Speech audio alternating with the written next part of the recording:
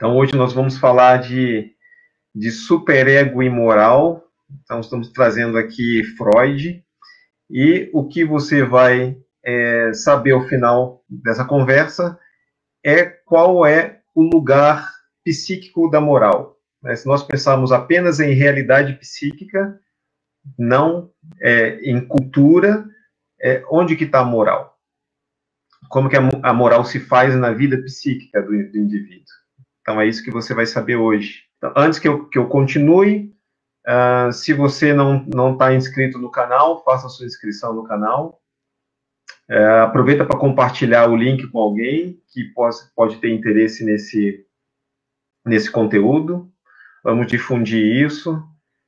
Eu tenho pensado bastante, né? Então, se a gente acha o tema moral importante, é bacana, então, se engajar nas reflexões, nas discussões sobre isso, né? E convidar outros para fazerem o mesmo. Então, essa é a razão dos conteúdos que têm sido transmitidos aqui. Então, para a gente falar sobre isso, falar sobre superego e moral, eu quero recorrer a um tema da arte. Né? Por volta de 1837, uma tela pintada a óleo, produzido por um pintor alemão, e ele se tornou muito famoso à época. O próprio mural se tornou muito famoso e, por consequência, também um pintor chamado Wilhelm von Halbach. E esse mural tem o título de A Batalha dos Hunos. O que Halbach está representando nessa tela, nesse mural? Ele representa ali essa Batalha dos Hunos, que foi um evento ocorrido em 451 depois de Cristo. Esse evento reuniu os seguintes lados, né? De um lado, romanos e visigodos, e de outro lado, o lendário Átila, guiando os hunos. E Átila guia o seu exército com a intenção, é claro, de fazer frente ao Império Romano. Então, é como se os romanos então chamassem, né, Átila e o seu exército dos bárbaros, que é daqueles que estavam fora das fronteiras do exército romano. E nessa retratação, nessa representação da batalha, o que há lá é um fenômeno muito interessante, que não é um fenômeno real da batalha. A partir dessa batalha criaram-se lendas, e uma das lendas dizia que a batalha foi tão intensa, foi tão feroz a batalha, que mesmo depois que os guerreiros morriam, as almas deles se elevavam para os céus, e enquanto elas então estavam ali subindo aos céus, eles continuavam a batalha, aquelas almas continuavam batalhando. É uma ideia fantástica, né? Ela certamente impressionou o próprio pintor, o próprio artista, e ele representou isso. Então, você vê no chão, no solo do teatro de guerra, vê pessoas ali desconsoladas, desesperadas, e vê corpos de pessoas mortas, e o pintor retrata já ali imagens mais tênues, representando as almas, se elevando aos céus, e acima já muitas figuras desse tipo, muitas almas, portanto, já batalhando novamente. Então tinha ali uma batalha embaixo, né, vamos chamar assim, na profundeza, e uma batalha acontecendo também nas alturas. Essa é a figura, a Batalha dos Hunos de Halbach. Então é isso, eu destaco dessa obra essa ideia da batalha nas profundezas, a batalha embaixo e a batalha em cima, e é essa figura que nos interessa. Eu vou usar então essa imagem para justamente falar de uma batalha embaixo, nas profundezas, uma batalha na base e de uma batalha nas alturas que ocorre dentro de nós, que ocorre dentro de mim, que ocorre dentro de você, quando a gente pensa o papel do superego na moral ou para a moralidade. Mas para falar de superego, né, para falar desse conceito relativamente popular de Freud, é importante falar sobre algumas coisas sobre esse que se tornou um famoso psicanalista. Originalmente, Freud era um médico, fisiologista, era alguém que lidou na sua formação em medicina muito com pesquisa de laboratório. Então, Freud tinha uma mente científica muito treinada para critérios científicos.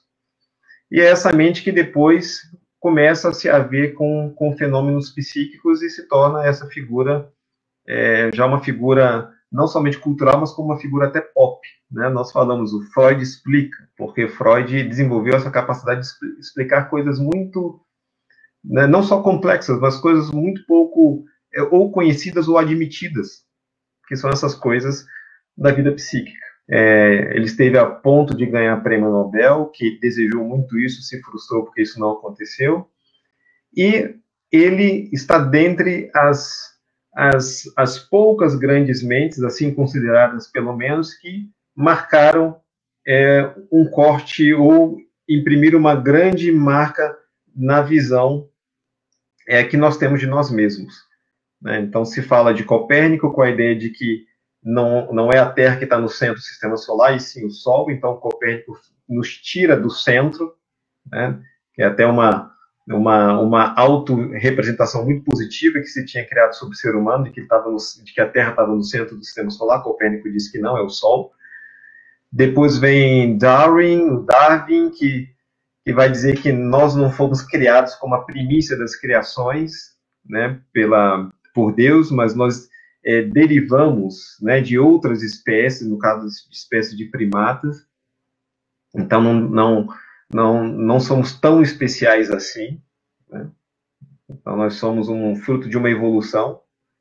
Então Darwin também diminui essa nossa autorrepresentação, essa nossa autoimagem, e Freud vai fazer o mesmo quando ele vai mostrar que nós não somos os tais seres racionais e tão conscientes quanto nós pensávamos, porque nós somos guiados por forças desconhecidas que estão dentro da nossa mente. Né? E quando eu menciono a Batalha dos Hunos e falo da batalha que primeiro acontece na base, né, na profundeza, vamos dizer assim, eu estou justamente me referindo a isso que Freud viu, né, a essas coisas que estão nas profundezas da nossa mente e que nos guiam sem que a gente saiba. E aí vem a primeira ideia fundamental para se compreender bem Freud. Né? Eu não vou aqui supor que todos têm intimidade com o autor, então vou fazer alguns esclarecimentos que são importantes do ponto de vista conceitual. Né? Então Freud parte da tese mais fundamental do seu trabalho, que é a da existência do inconsciente. Não que não havia essa ideia de que há um inconsciente, né? Mas Freud demonstra a existência do inconsciente. Ele, como o cientista que eu disse que ele foi.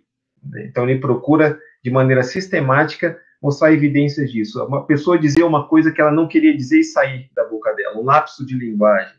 Né? Mas ela disse algo que, de fato, havia na mente dela. Ela não pretendia dizer, mas ela disse sem pretender. Então isso foi uma força inconsciente agindo. Então, para dar um pequeno exemplo, e um grande exemplo da existência desse inconsciente é a nossa vida onírica, os nossos sonhos. Então, esse é o início da psicanálise. A psicanálise que Freud, então, sistematiza e, de certa forma, inventa, é o que ele chama de uma psicologia profunda, porque ela vai olhar para essas coisas como que escondidas dentro da nossa mente. E além dessa tese primeira, fundamental, vale a pena falar sobre duas outras criações que Freud elabora sobre a mente, e elas são a base para a nossa conversa aqui hoje. Você vai logo perceber isso. Então, primeiro, Freud elabora uma visão de que a mente ela tem regiões de funcionamento, que em certa região da mente ela funciona de uma maneira distinta das outras regiões ou das outras funções da mente. Né? Isso se chama de tópica. Né? Então ele diz que tem 3 lugares ali na mente. Existe um lugar que eu já mencionei, né, dessas coisas mais profundas, que é o lugar do inconsciente. Depois tem um lugar que é mais bem percebido por nós, que é o lugar das coisas conscientes, que é a parte da mente que lida com o mundo externo, e a gente tem noção de que isso está acontecendo, a gente percebe o mundo externo, a gente percebe o nosso próprio mundo interno, a gente diz coisas sabendo o que está dizendo, a gente sabe onde está, e por aí vai. Então isso é o consciente. E entre o inconsciente e o consciente tem uma coisa chamada pré-consciente, que são aquelas que não estão, das quais a gente não se dá conta, mas que a gente pode facilmente acessar. É um arquivo cuja gaveta, primeiro é um arquivo que a gente sabe onde está, e cuja gaveta a gente pode abrir e abre sem nenhum problema. É interessante dizer isso, né? Abrir sem nenhum problema, porque a gaveta do inconsciente não é uma gaveta que se abre sem nenhum problema, é uma gaveta que ela tem lá uma trava, ou ela tem uma chave, ela está emperrada. Então, existe uma coisa chamada repressão, que guarda esses arquivos dentro do inconsciente, e existe uma coisa chamada resistência, que resiste à abertura dessa gaveta. Então, essas são as 3 regiões da nossa mente que Freud pensa. Olha só, vamos considerar o sonho, né? Então, o sonho está lá no inconsciente. Quando a gente dorme, essa nossa parte consciente fica um pouco mais sutil. E por isso, essa gaveta do inconsciente ela é aberta na forma de sonhos. Então, os sonhos é uma forma que nós conhecemos, é uma forma mais simples, talvez, de nós termos acesso às coisas inconscientes. Tempos depois, Freud revê essa sua tópica e cria uma segunda tópica, que, na minha opinião, não é tanto uma tópica. É como se ele deixasse essa caracterização de região e fosse se concentrar mais na ideia de funcionamento. Mas é chamada assim, a segunda tópica. Ou seja, de que forma que a mente é novamente dividida. Então, Freud vai falar que existe um id, id é um termo latino para falar de coisa, né? Então, tem lá um funcionamento da mente que é uma coisa. Por que coisa, né? Porque ele é desconhecido. Ele atua, mas é desconhecido. Isso corresponde ao inconsciente, à região do inconsciente. Mas agora ele é representado muito mais como um funcionamento. E, além do id, existe o ego. O ego, também é uma palavra latina para falar do eu. Né? Então, esse eu também está correspondendo ao consciente, mas o eu está ligado ao id também. Está ligado a essas coisas inconscientes. Ele é até uma transformação do id quando a mente tem contato com o mundo externo. Então, uma vez que nós temos que ter esse contato com o mundo externo para fins de sobrevivência, em primeiro lugar, uma parte do id tem que se transformar em ego para lidar com o mundo real. Então, essa é a segunda. Id, primeira função id, a segunda função o ego. E a função do ego, e o ego tem essa função do pensar racional, tem a função de ter a noção de senso comum, como as pessoas outras têm também, que possibilita o diálogo, a comunicação com as outras pessoas, e o ego também tem a função da motilidade, de dirigir o corpo, né, de guiar o corpo. Mas aí chegamos a uma terceira função que Freud imagina, e ele mesmo indica que se podemos associar o id ao inconsciente, se podemos associar o ego ao consciente, essa terceira função, eu não sei bem a que associá-la, não tem um lugar para ela. E ela se chama de superego, ou ideal do ego. Né? Então, o que é esse superego? O que é esse ideal do ego? Mas para entender, então, o que é o superego ideal do ego e o seu papel na moral, um outro conceito muito popular do Freud tem que ser abordado também, que é o complexo de Édipo. Então, o complexo de Édipo é uma alusão que Freud faz, né, ao Édipo Rei, a uma peça grega, que depois você pode procurar na internet, ler um resumo dessa peça, eu não vou expô-la. Mas o que ocorre ali, isso basta dizer, é uma situação em que o filho, que é o Édipo Rei, tem uma relação erótica com a sua mãe Jocasta. Então é isso que impressiona Freud nesse texto, e ele vai observar esse tipo de interesse entre filho e pais em outras duas grandes obras literárias, Os Irmãos Karamazov e Hamlet, de Shakespeare. E isso, então, me impressiona Freud, essa representação, porque ele, efetivamente, no seu trabalho clínico, vai constatar esse tipo de interesse dos filhos pelos pais. Talvez você mesmo já tenha percebido, né?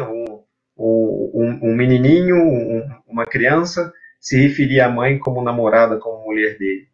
Né? Isso acontece. E o contrário também, em relação à menininha, em relação ao pai. Então, Freud observa isso, intensifica suas observações sobre essa relação entre a pequena criança e os seus genitores, e ele vai, então, assim denominar complexo de Édipo como sendo essa situação em que surge uma espécie de um triângulo ali, ou seja, entre pai e mãe aparece essa figura infantil, como que separando esse casal e querendo estabelecer uma relação com um dos dois genitores, apesar do gênero, ou melhor, a considerar o gênero da criança, da criancinha.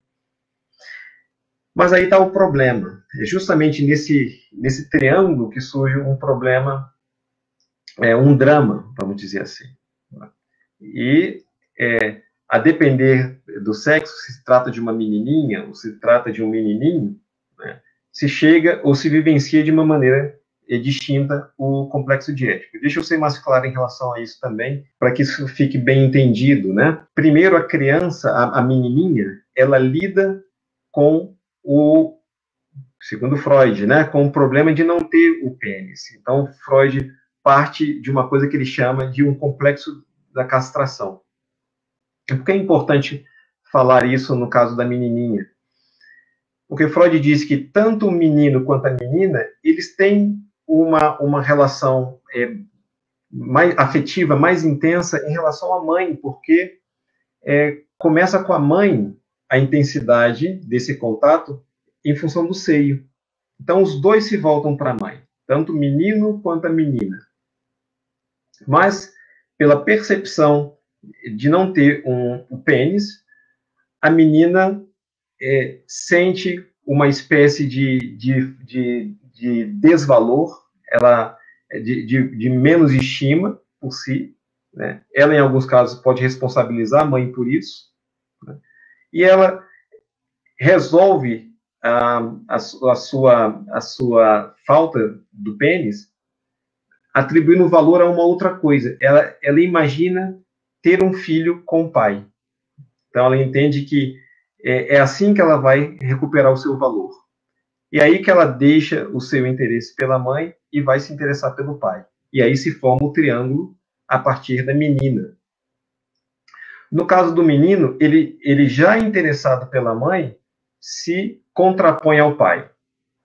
E aí o complexo da castração é de outra maneira. Ele teme justamente por essa competição com o pai em ser privado de seu pênis.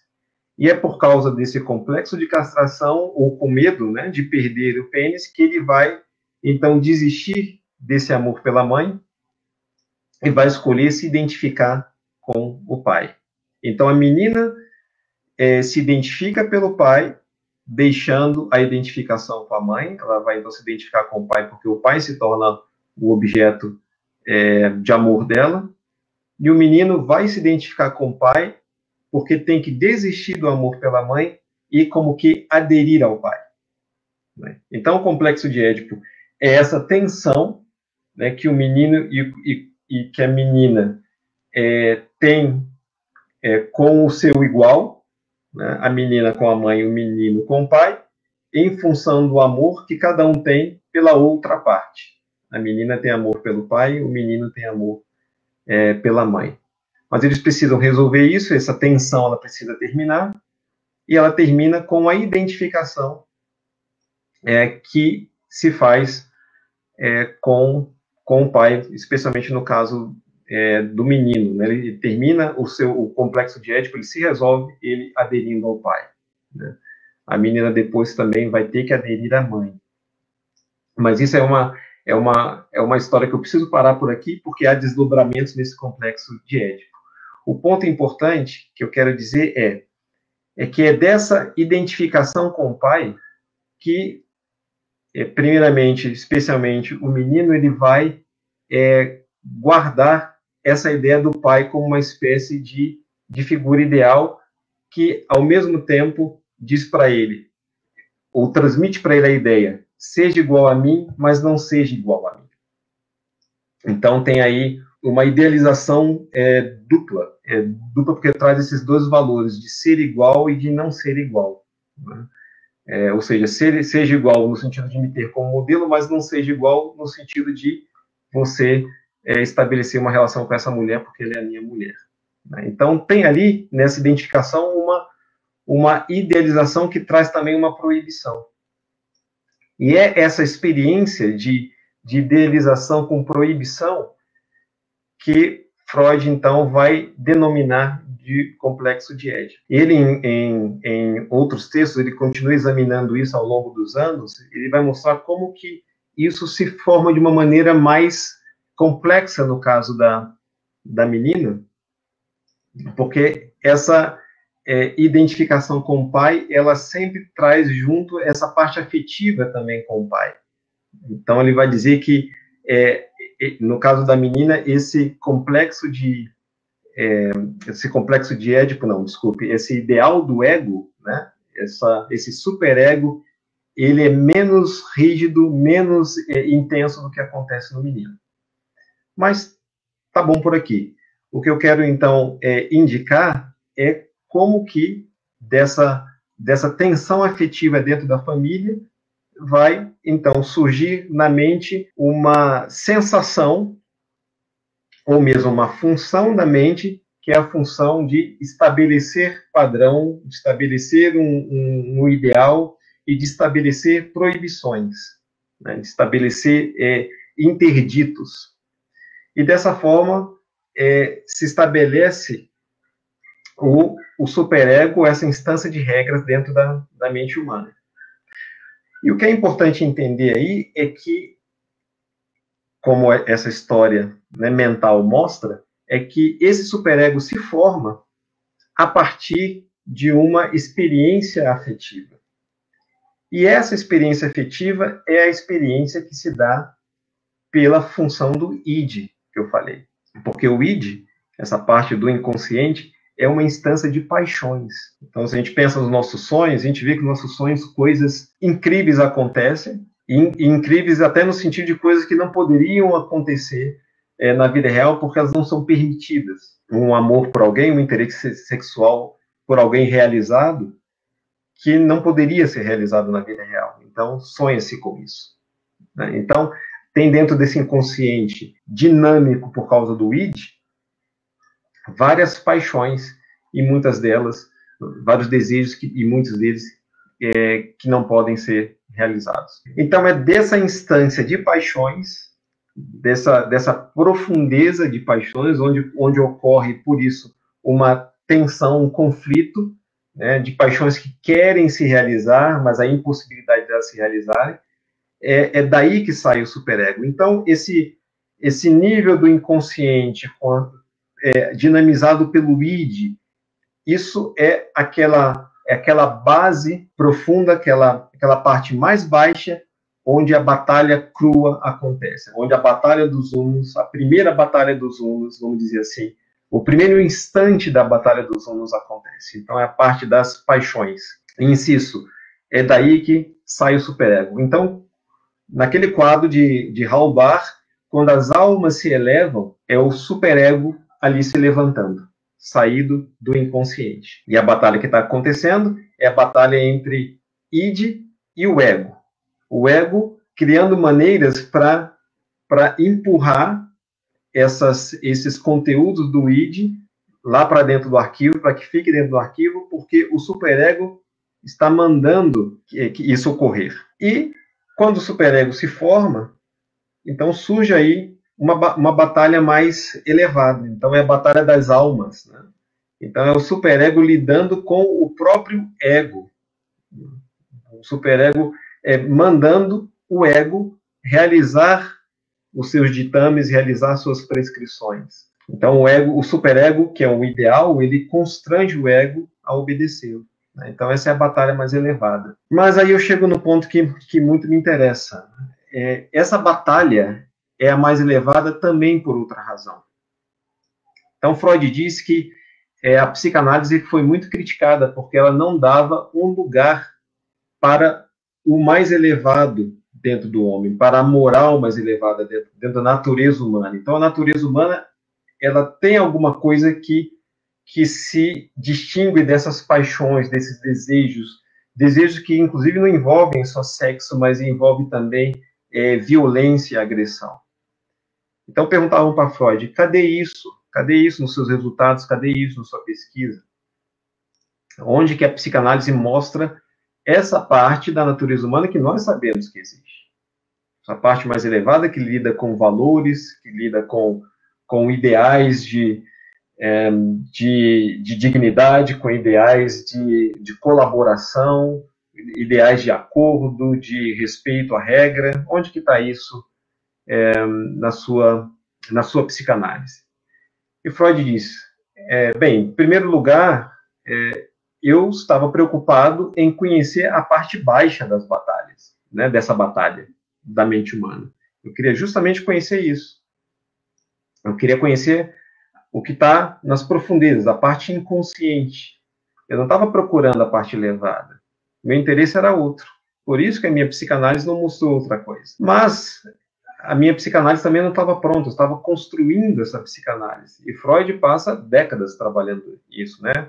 A primeira grande obra da psicanálise é publicada em 1900, que é justamente a interpretação dos sonhos. E Freud vai publicar os seus resultados relativos ao superego, sobre o que eu estou falando hoje, 2, 3 décadas depois. Então é isso que ele diz. Bem, para vocês que perguntavam onde está o elevado da natureza humana, onde está o aspecto da moral na mente humana, eu vos apresento justamente o superego. Então, o superego é para Freud, também chamado de ideal do ego, é a instância ou a função da mente humana que é responsável por apresentar para o indivíduo uma possibilidade de ele abrir mão de paixões, de desejos, de impulsos, alguns deles que nem fariam bem para o indivíduo, em função, né, de um valor maior, de um ideal maior, em função de um outro, que é a instância que anima e motiva o indivíduo, que dá a possibilidade do indivíduo deixar os seus interesses, renunciar aos seus interesses e atuar também pelo interesse de outros. Inclusive se satisfazer com isso.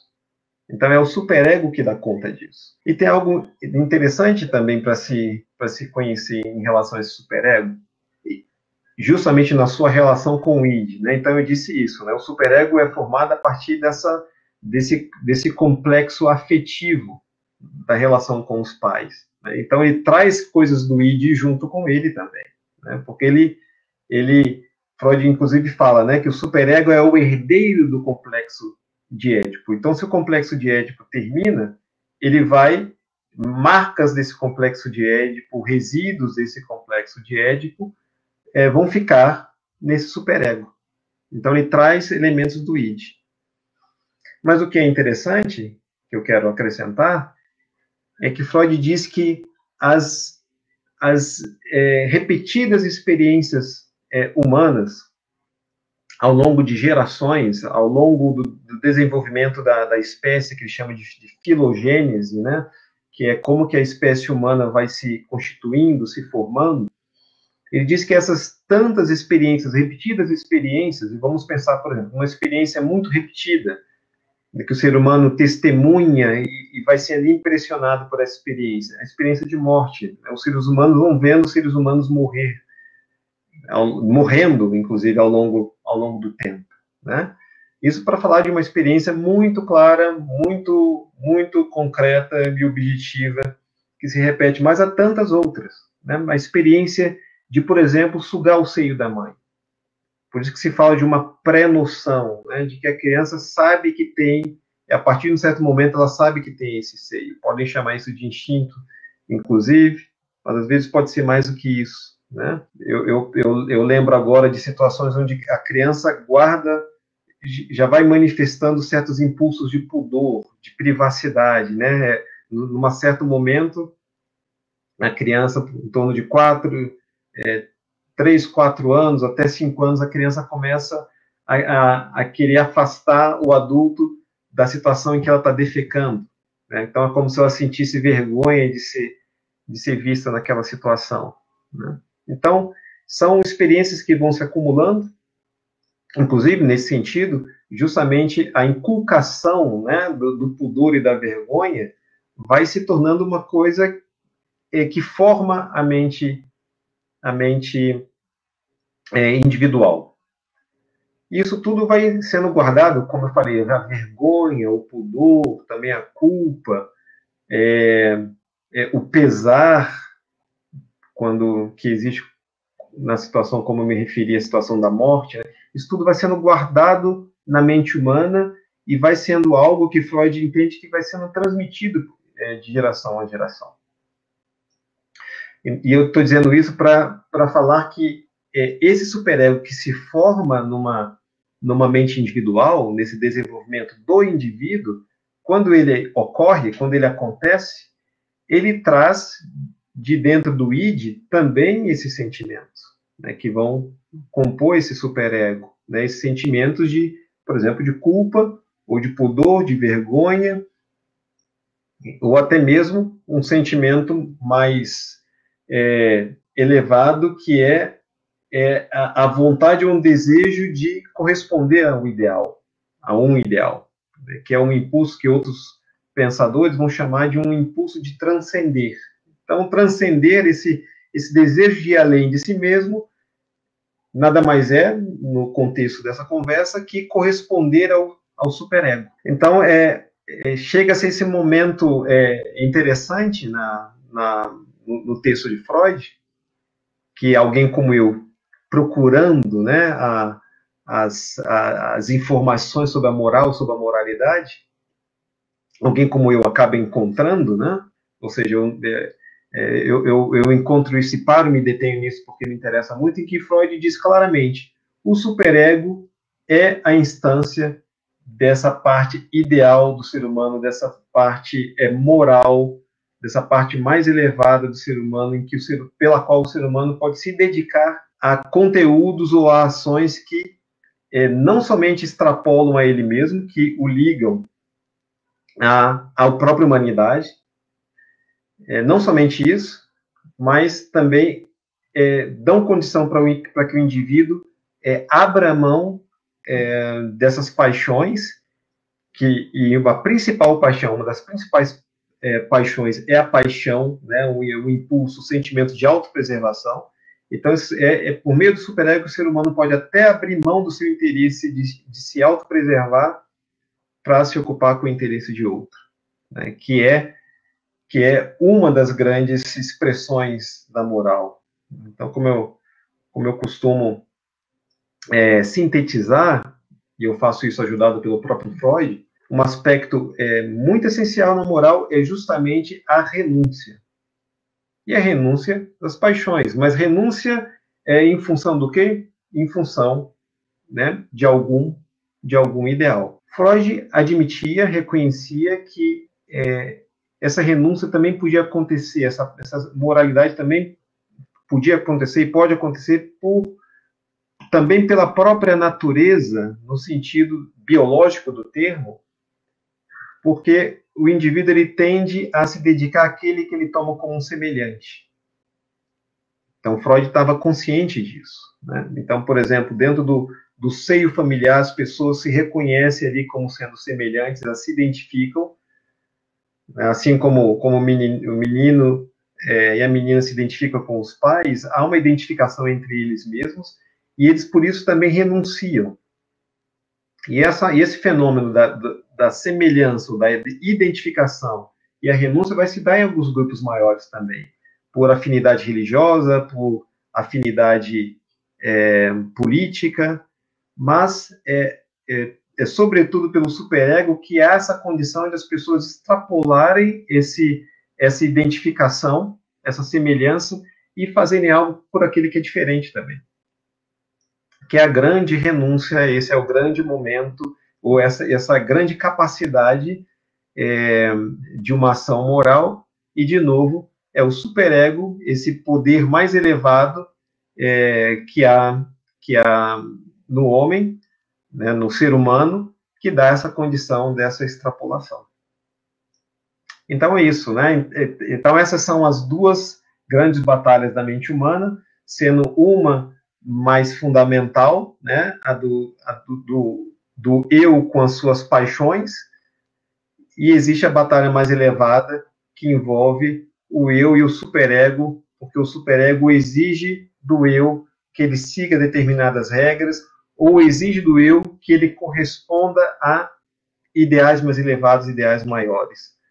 E é assim que se compreende como que a moralidade, como que a moral se forma dentro da mente humana, também reforçada por uma herança de gerações que vai sendo transmitida justamente como um conteúdo psíquico. E aí está a mensagem de hoje, né, de como que Freud nos ajuda a pensar o fenômeno moral, que não é só um fenômeno da cultura, mas também um fenômeno que tem o seu lugar dentro do psiquismo também. Ele não acontece sem a cultura, mas ele tem uma lógica própria dentro da mente humana. Tá bem? Eu paro por aqui. Tá bem? Então, até a próxima. Tudo de bom.